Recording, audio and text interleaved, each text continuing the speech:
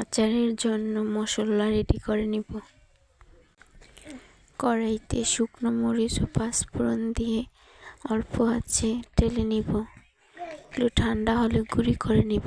অন্য একটি ফ্রাই প্যানে সরিষার তেল গরম করে রসুন কুচি দিয়ে দিব।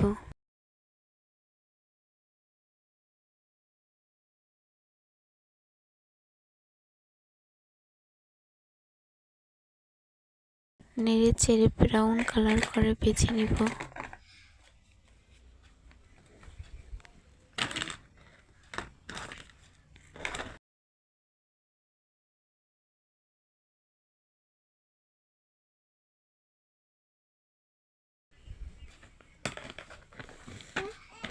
রসুন ভাজা হয়ে গেলে সিদ্ধ করে রাখা কাঁচা বড়ই দিয়ে দিব।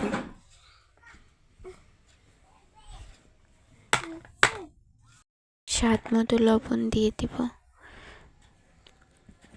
মিষ্টির জন্য চিনিও ব্যবহার করছি, গুঁড়ও ব্যবহার করছি। গুড় দিলে কালারটা একটু লালচে আসে, দেখতে ভালো লাগে।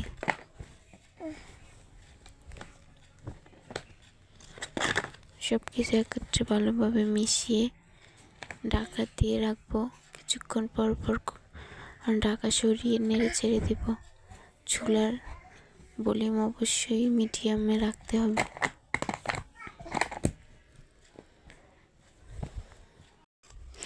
সর্বশেষ পাঁচফোড়ন দিয়ে ভালোভাবে মিশিয়ে নেব।